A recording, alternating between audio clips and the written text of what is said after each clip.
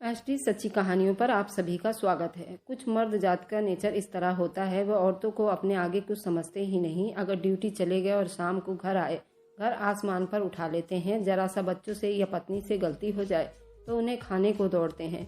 कई मर्द तो अपनी पत्नियों पर बात बात पर हाथ उठाते हैं। पत्नी भी तो अपने पति के ऊपर हाथ उठा सकती है, लेकिन पत्नी का हाथ उठाना तो जैसे इस समाज में शराब है। और आए दिन हर 5वें घर में पत्नियां पिटती रहती हैं तो ये समाज को दिखाई नहीं देता। तब तो सूरदास बनकर बैठ जाते हैं। ये समाज की खुद औरतें कहती हैं ये तो मर्द के खून में होता है, जो उसे मर्द बनाता है। किसी औरत पर हाथ उठाए वह मर्द कहलाता है। घर में अगर बेटे की माँ और बहू है और घर में लड़ाई हो जाए और बेटा अगर कुछ नहीं बोलता, अपनी पत्नी को तो माँ कहती है, ये तो मर्द ही नहीं है। ये तो अपनी पत्नी को ही कंट्रोल नहीं कर सकता, तो ये कैसा मर्द है। यहाँ कंट्रोल का क्या मतलब है। अगर पत्नी फालतू बोलती है तो उसे मारो और फिर मर्द बन जाओ। फिर वही माँ कहती है, वाह बेटा, मेरे बेटे के आंखों से तो उसकी पत्नी डरती है, इसका मतलब मेरा बेटा पूरा मर्द है। ये है समाज। अगर हम सारी औरतें एक बार आवाज उठाएं तो कुछ इस समाज में औरतों के लिए उद्धार हो सकता है।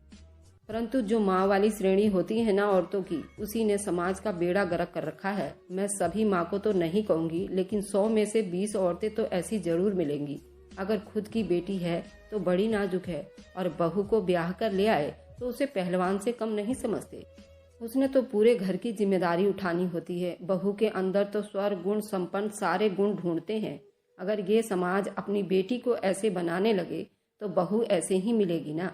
अगर मेरे इन तीनों बातों से आप लोग सहमत हैं तो मुझे कमेंट में जरूर लिखिएगा। और इसी तरह की मेरी ये कहानी है जो आप लोगों के रोंगटे खड़े करके रख देगी। मेरी बेटी मेरे सामने खड़ी थी और मैं जमीन में गड्ढा खोद रहा था। मेरी तरफ देखकर हंस रही थी, सोच रही थी कि मैं कोई गेम खेलने के लिए ये सब कुछ कर रहा हूँ। उसने मेरी जिंदगी हराम कर रखी थी। हाँ, उस छोटी सी लड़की ने मेरी जिंदगी को बर्बाद कर दिया था। अब मुझे गुस्सा आ गया था।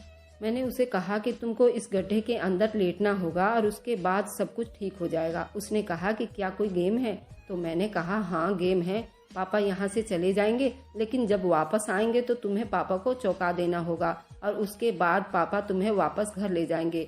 वह खुश हो गई। उसे नहीं पता था कि मैं उसके साथ क्या कर रहा था। मेरे पास यही आखिरी उपाय रह गया था। मैंने अपनी बेटी के साथ ऐसे ही किया और उस गड्ढे में डालकर ऊपर से मिट्टी डाल दी। लेकिन अभी कुछ कदम आगे बढ़ा था कि वापस लौटने पर मजबूर हो गया और जब पलट कर देखा तो मेरे कदमों तले से जमीन निकल गई। गड्ढे के अंदर तो मेरी बेटी के साथ। अब ये था कहानी का शीर्षक। अब सुनिए मेरी पूरी कहानी मेरी जुबानी। मेरा नाम दीपू है। मुझे शुरू से ही अमीर होने का बहुत शौक था। मैं एक नॉर्मल नौकरी कर रहा था।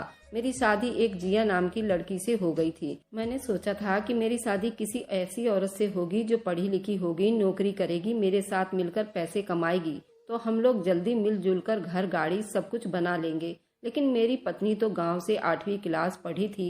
वह सिर्फ घर को चलाने वाली औरत में से थी। वह खाना अच्छा बनाती थी, उसे घर बार को अच्छे से संभालना आता था, लेकिन वो मेरे साथ पैसे कमाने वाली नहीं थी। यानी वो मेरे साथ कभी भी कोई भी काम नहीं कर सकती थी। वह तो बस घर के काम करती और उसके सारे खर्चे, उसकी सारी जरूरतें मुझ पर थी। सोचता कि चलो जिंदगी में तो अभी मेहनत करने के दिन है तो मेहनत कर लूंगा। एक और इच्छा थी कि जल्दी से जल्द मेरा बेटा पैदा हो जाए, लेकिन पहले बेटी पैदा हो गई। मुझे बेटियों से सख्त नफरत थी। मुझे उस हर चीज से नफरत थी जो अपने ऊपर खर्च करवाए, अपने को फायदा ना हो। बेटी भी तो ऐसे ही होती है। सारी जिंदगी उसे खिलाओ पिलाओ, उसकी पढ़ाई पर खर्च करो, उसके बाद उसको हजारों लाखों रुपए का दहेज दो, उसको घर से विदा कर दो, सारा कुछ अपने साथ लेकर चली जाती है। बेटियां विदा होकर पराए घर चली जाती हैं और माँ बाप पीछे कर्ज उतारते हुए मर जाते हैं जो उनकी शादी पर लिए होते हैं। मेरे पापा के साथ भी यही हुआ था। मेरी 3 बहनें थी, उनकी शादी हो गई। उनको इतना अच्छा सा दहेज दिया गया था, सारी दुनिया ने देखा था। लेकिन फिर उस दहेज के कर्ज की किस्तें उतारते उतारते पापा इस दुनिया से चले गए और आधे से ज्यादा किस्त मुझे उतारनी पड़ी थी। अब मैं यही सब कुछ दोबारा तो नहीं करना चाहता था, इसलिए मुझे बेटियां बिल्कुल भी पसंद नहीं थी। फिर सोचा कि चलो एक बेटी हुई तो क्या हुआ, भगवान दूसरी दफा बेटा दे देगा। लेकिन भगवान ने दूसरी दफा भी बेटी दे दी। मेरी पत्नी बिल्कुल ही गाय थी। उसको चाहे जैसे मर्जी डांट लो, फटकार लो, वह अपने मुंह से एक शब्द ना बोलती थी। लेकिन मैं ऐसे मर्दों में से नहीं था। मैं कहता था कि मेरी पत्नी मेरे साथ मिलजुल कर पैसे कमाए, एक मजबूत औरत हो। लेकिन मुझे मिली तो एक गाय। रिश्ता भी मेरे पापा ने किया था और मुझे कहा था कि मेरी आखिरी इच्छा है कि तुम्हारी जिया के साथ शादी हो जाए। उनकी आखिरी इच्छा पूरा करते करते मेरी आखिरी इच्छा पूरा करने वाले दिन आ जाने थे। लेकिन मेरी जिंदगी में कुछ अच्छा नहीं होना था। मैं हर टाइम जला रहता था, सड़ा रहता था। और फिर हमारे घर के साथ वाले घर में एक नया शादीशुदा जोड़ा रहने के लिए आ गया। उनको देख देख कर तो मैं और भी ज्यादा परेशान रहता था, क्योंकि वे दोनों बिल्कुल वैसे थे जैसे मैं अपनी जिंदगी को बनाना चाहता था। लड़के का नाम राजेश था और लड़की का नाम रजनी था। दोनों पढ़े लिखे थे, एक ही ऑफिस में काम करते थे, गाड़ी में इकट्ठे जाते इकट्ठे आते थे। भगवान ने उनको एक बेटा भी दिया हुआ था। उन्होंने ये घर नगद पैसों में खरीदा था। उनके पास बहुत अच्छी गाड़ी भी थी। दोनों की शक्ल सूरत भी बहुत अच्छी थी। उसकी पत्नी को देखकर मुझे बहुत तरस आता था। कितनी खूबसूरत थी, जवान थी, घर के काम भी करती थी। अगर वह बाहर नौकरी करती थी तो इसका मतलब ये नहीं था कि उसे खाना बनाना नहीं आता होगा। वह खाना भी बनाती थी, घर को साफ सुथरा भी करके रखती थी। मेरी पत्नी को भी भगवान ने क्यों नहीं इतनी अकल दी, वह भी ये सब कुछ कर लेती। मैंने कहा, तुम्हारे बाप ने तुम्हें स्कूल में एडमिशन नहीं करवाया था क्या? उसने कहा कि करवाया था, लेकिन मेरा पढ़ाई में दिल नहीं लगता था। मैंने कहा, थोड़ा दिल पढ़ाई में भी लगा लेना था। अपनी जिंदगी के साथ साथ मेरी जिंदगी भी बर्बाद कर रही हो। उसने कहा कि उसमें मेरी क्या गलती है, मैं पढ़ी लिखी नहीं हूँ। अगर मैं पढ़ी लिखी होती तो मुझे नौकरी ना मिलती। फिर उसने कहा कि तुम कुछ तो करती। आजकल तो लोग घर बैठे बहुत से काम कर लेते हैं, लेकिन तुम्हारे तो एक एक पैसों की जिम्मेदारी मुझ पर है। तुम्हारी तरफ से तो मुझे एक पल का भी आराम नहीं है। अरे कोई ऐसा काम ही कर लेती कि महीने के 10-15 हजार रुपए तक कमा लेती। कुछ ना होने से तो अच्छा कुछ होना अच्छा है। लेकिन तुम खैर, तुम्हारा तो भगवान ही मालिक है। मैं अपनी पत्नी पर बहुत जुल्म करता था, बातें सुनाता था, वक्त पर चीजें लाकर नहीं देता था। उसको इतने पैसे देता कि वह घर चला लेती थी, लेकिन उसको अपने खर्च के पैसे नहीं देता था। फिर उसने रजनी से दोस्ती कर ली तो मैं बहुत हैरान हुआ कि रजनी ने मेरी पत्नी में ऐसा क्या देखा, उसकी दोस्त बन गई। एक दिन वह मेरे घर आई। वह घर में बैठी हुई थी। मुझे देखकर उसने बड़ी इज्जत से मुझे नमस्ते किया और मेरे नमस्ते का जवाब भी दिया। थोड़ी देर मैं भी वहीं पास बैठ गया। मोहल्ले की कोई और औरत होती तो मैं कभी ना बैठता, लेकिन यह तो बड़ी अच्छी और पढ़ी लिखी थी और खूबसूरत भी थी। मैंने पूछा कि क्या काम करती हैं, तो उसने मुझे अपने बारे में थोड़ा बहुत बताया। मैंने कहा कि कितना कमा लेती हो, तो कहने लगी, अपने पति के मुकाबले में तो मैं ज्यादा ही कमा लेती हूँ। उसकी बातों में बड़ी तमीज थी। उसके बोलने का अंदाज बहुत अच्छा था। मेरी पत्नी उसके सामने इस तरह बैठी थी जैसे घर की कोई नौकरानी होती है। साड़ी पहनी थी, वह भी साड़ी पिंडली से ऊपर जा रही थी। क्या हुआ, जब वह चली गई तो मैंने अपनी पत्नी को खूब उल्टा सीधा कहा। अगर ऐसे लोगों से दोस्ती करनी थी तो अपना हुलिया तो ठीक करके रखा होता। मैंने उसे खूब बातें सुनाई थी। कहने लगी, अरे नहीं नहीं, रजनी बहुत अच्छी है, उसे पता है कि मेरे बच्चे हैं, बच्चों के साथ तो इंसान ऐसा ही हो जाता है। मैंने कहा कि उसका भी तो एक बेटा है, लेकिन वो तो ऐसी नहीं थी। तो वह अच्छी तरह तैयार होकर आई हुई थी। उसने कहा कि दूसरे के घर जाना होता है तो इंसान तैयार होकर ही जाता है ना, अपने घर में तो वैसे ही रहता है। मैंने कहा, तुम्हारे पास आजकल हर सवाल का जवाब होता है। जो मैं कह रहा हूँ उस पर गौर करो, अपनी हालत ठीक कर लिया करो। काम तो कुछ करती नहीं हो, बेटियां पैदा करने में तुम सबसे आगे हो। कम से कम अपना हुलिया और अपनी शक्ल तो ठीक करके रखा करो। जाने किस्मत को क्या स्वीकार था, भगवान ने मुझे 3 बेटियां दे दी और मेरी तीसरी वाली बेटी तो जैसे भगवान की तरफ से हमारे लिए कोई शराब बनकर आई थी। वह पूरा दिन रोती रहती थी, पूरी रात रोती रहती थी। ना तो दिन में आराम आता था, न रात में मैं सो पाता था। मैं अपनी पत्नी के साथ बैठकर बच्चे संभालने वाले मर्दों में से तो नहीं था, लेकिन अगर दूसरे कमरे में चला जाता तो वहाँ भी उसके रोने की आवाजें आती रहती। मैं सो नहीं पाता था, न सोने की वजह से मेरा काम खराब हो रहा था। मैं पूरा दिन थका रहता था। जहाँ मुझे मौका मिलता मैं झपकी ले लेता था। मेरे बॉस ने मुझे डांट दिया कि तुम ऑफिस में सोने के लिए आते हो, अगर ऐसा ही है तो फिर घर में ही आराम करो। मुझे बच्ची से बहुत नफरत थी। मैं उसको कभी गोद में नहीं उठाता था। मुझे बाकी दोनों बेटियां भी कोई खास अच्छी नहीं लगती थी, लेकिन ये वाली तो बहुत ही अजीब थी। धीरे धीरे बड़ी हो रही थी, लेकिन बहुत ज्यादा जिद करती थी। मुझे उस पर बहुत गुस्सा आता था और बीमार भी बहुत रहती थी। इतने सारे पैसे लग रहे थे कि बता नहीं सकता। कभी कोई दवाई तो कभी कोई दवाई। मेरी पत्नी को मैंने कहा, तुमने उसको क्या खाकर पैदा किया था? कहने लगी, ऐसा नहीं होता। कभी कभी कोई ऐसा बच्चा पैदा हो जाता है जो बहुत ज्यादा तंग करता है। बेचारी तंग हो जाती है। आप उसे कहीं लेकर भी तो नहीं जाते? मैंने कहा, अगर कहीं लेकर जाने से ठीक हो जाती तो चलो अभी लेकर चलता हूँ। हम लोग एक पार्क में चले गए। इत्तेफाक से वहाँ रजनी और उसका पति राजेश आए हुए थे। वे लोग भी एक साथ खड़े हो गए। पार्क में लॉटरी टिकट डाले जा रहे थे, जिनके पैसे भी बहुत थोड़े थे। मेरी पत्नी जिद करने लगी, मैंने भी लॉटरी का टिकट लेना है अपनी बेटी के नाम पर। तीसरी वाली बेटी का नाम मोहिनी था। मैंने कहा, उस मनहूस के नाम का ना लो, कुछ नहीं निकलेगा। वह कहने लगी कि नहीं, मुझे उसी के नाम का लेना है। मेरा दिल कह रहा है आप मुझे थोड़े से पैसे दे दे।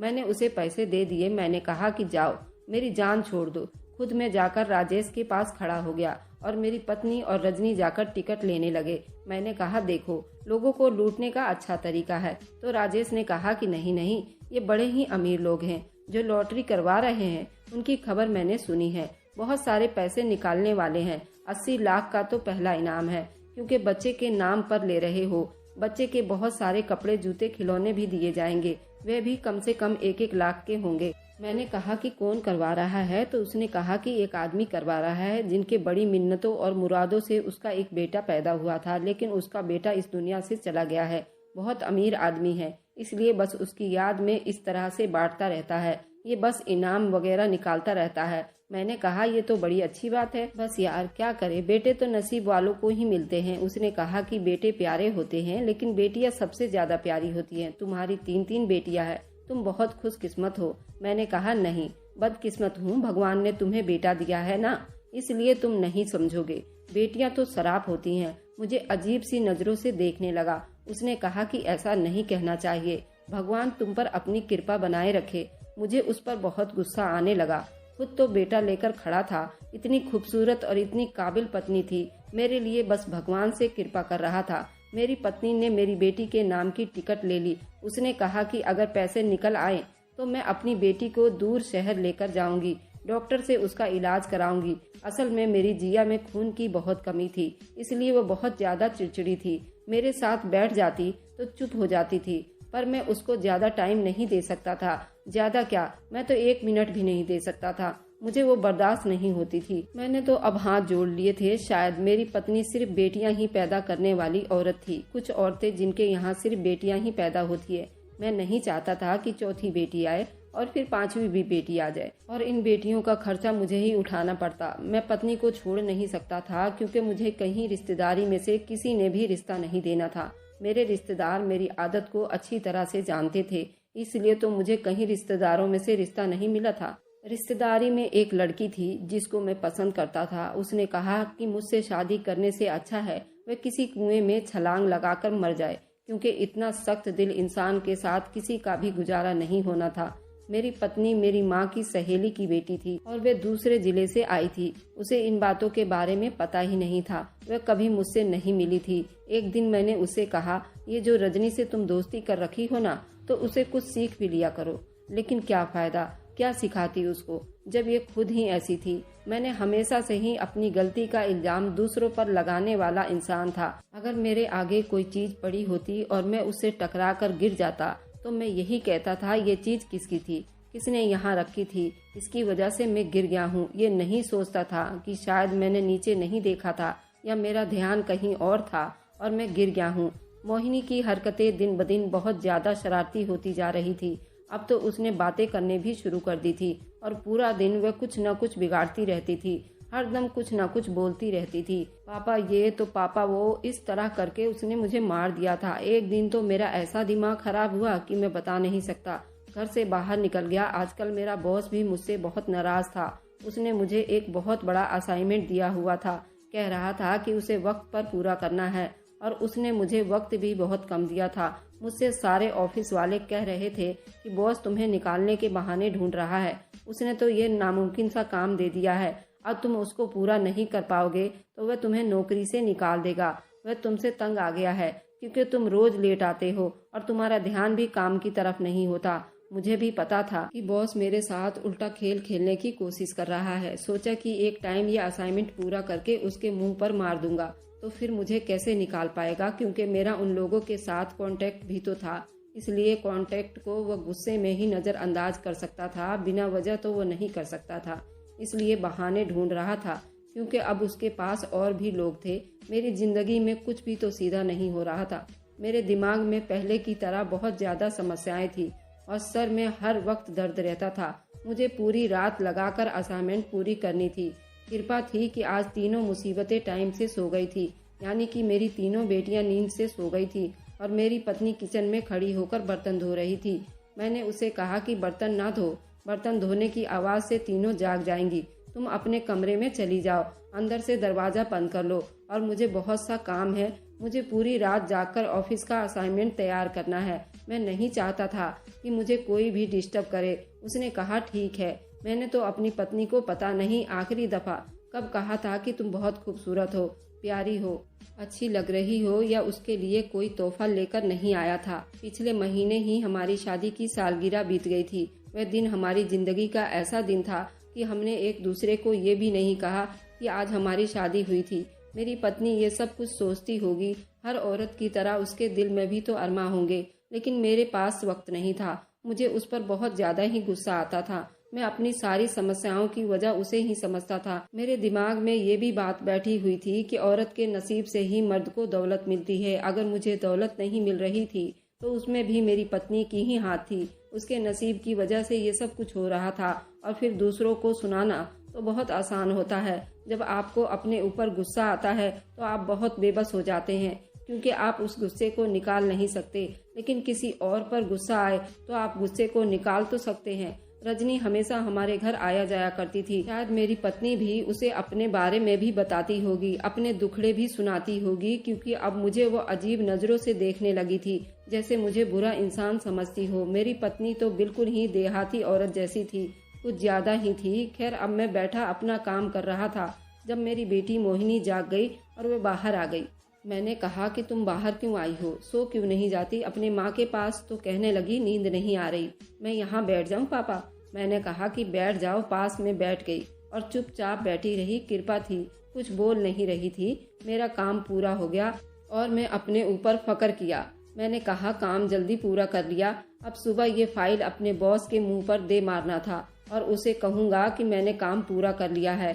मैं पानी पीने के लिए किचन में आ गया था। वापस आया तो सामने का मंजर देखकर जैसे मेरी आत्मा तक कांप कर रह गई, क्योंकि मेरी बेटी मोहिनी ने फाइल के ऊपर काले रंग की इंक गिरा दी थी। मेरी की हुई सारी मेहनत, मेरा सारा काम बर्बाद हो गया था। अगर कल मैं ये फाइल उसको नहीं दूंगा तो शायद मुझे वह नौकरी से भी निकाल देगा। मुझे बहुत गुस्सा आया कि मैं बता नहीं सकता।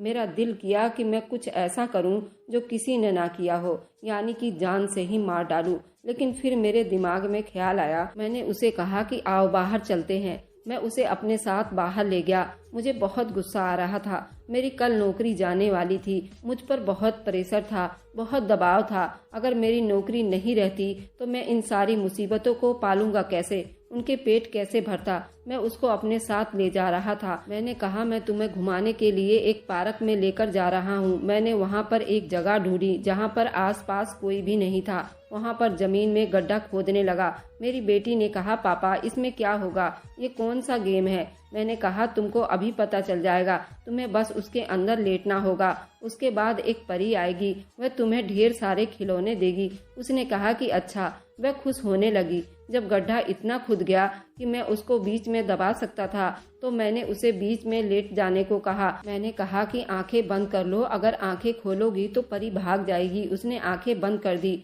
मैंने उसके ऊपर मिट्टी डाल दी और हाथ झाड़कर वहां से चलता बना। अभी कुछ देर आगे गया था कि अचानक से मेरे कदम रुक गए। मैंने कहा मुझे ऐसा नहीं करना चाहिए था। नफरत अपनी जगह थी, लेकिन मुझे अपनी पत्नी को भी तो जवाब देना था। मैं वापस भागा। लड़की को बाहर निकाल लेता हूँ, नौकरी जाएगी तो जाएगी, अब क्या कर सकता हूँ। लेकिन सामने का मंजर देखकर मेरे कदमों तले से जमीन निकल गई, क्योंकि गड्ढा खाली था और मेरी बेटी वहाँ नहीं थी। इतनी जल्दी वह वहाँ से कैसे निकल सकती थी? अगर निकल गई तो मेरी तरफ क्यों नहीं भागी?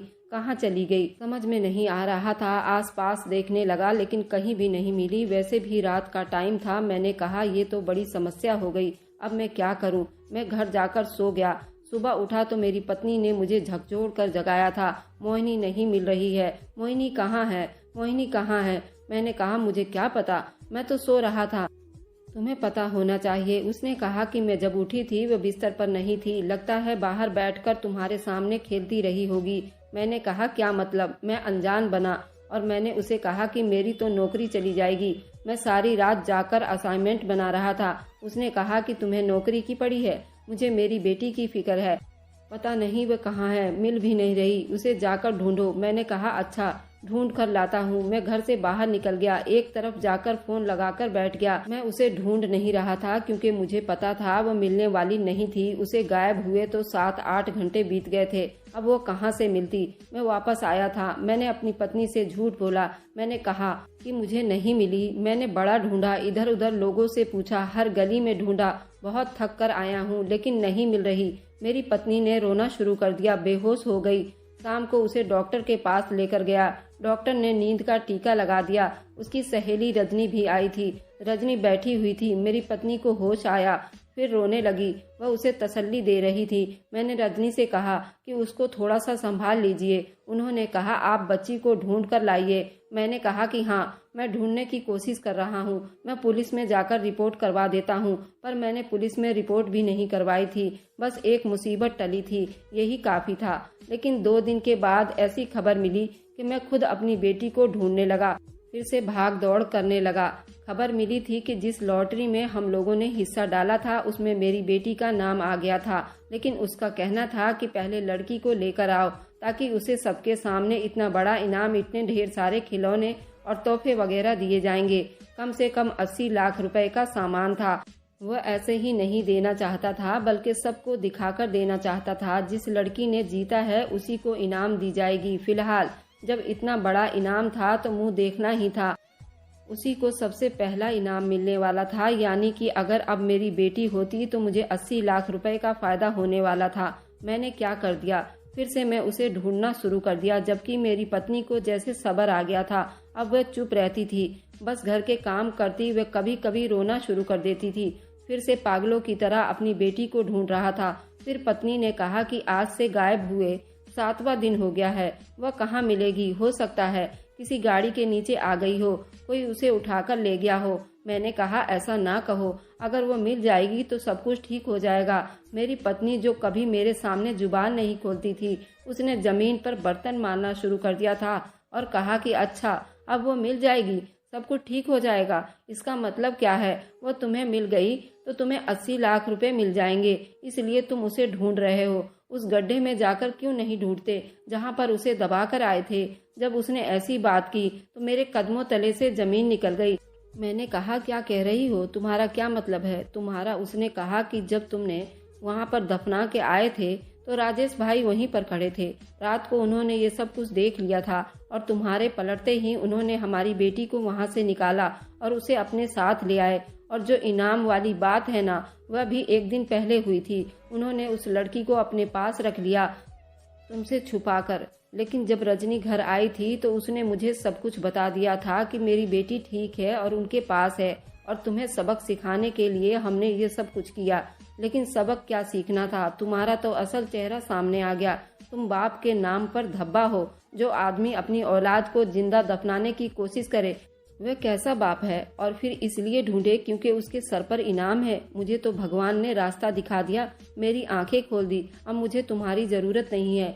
मेरी पत्नी ने अपने 3 बेटियों को साथ लिया और जहां पर इनाम मिल रहा था वहां पर पहुंच गई और उनसे भी ये सारी बात बता दी। उस लड़की के साथ उसके बाप ने ये सब कुछ करने की कोशिश की है। उस आदमी ने मेरे औलाद के सर पर हाथ रखा और कहा कि वह मेरी औलाद है और वे इन लोगों के सारे खर्चे उठाएंगे, उनके खाने पीने, पढ़ाई से लेकर उनके दहेज तक और विदाई होने तक का सब खर्च उन्हीं की जिम्मेदारी है। इस काम में रजनी और उसका पति राजेश ने साथ दिया था। मेरे नाम का डिवोर्स नोटिस भी आ गया था, लेकिन मैं अपनी पत्नी को डिवोर्स नहीं देना चाहता था, लेकिन वह मेरे साथ नहीं रहना चाहती थी। हम दोनों अलग हो गए थे। अब मैं अपने घर में अकेला रहता हूँ। मेरी पत्नी नोटों में खेल रही है। उस आदमी ने नौकरी भी दी है और उसके घर में उसकी पत्नी के साथ साथ रहती है। उसकी पत्नी भी एक बहुत बड़ी सोशल वर्कर है। मेरी पत्नी उसके साथ साथ होती है। वो बच्चियों का खर्चा भी उठा रही है और मेरी बच्चियां वहाँ पर खुश हैं। लेकिन मैं इस घर में अकेला रहता हूँ, बीमार हो जाता हूँ तो कोई अपना पूछने वाला भी नहीं होता। मैं लालच में आकर अपनी बनी बनाई जिंदगी खराब कर ली। अपनी बेटियों से मिलने का और उनकी शक्ल देखने का बहुत दिल चाहता है, लेकिन मेरी पत्नी मुझे उनसे मिलने भी नहीं देती। अब आप लोग बताएं कि मैं क्या करूं?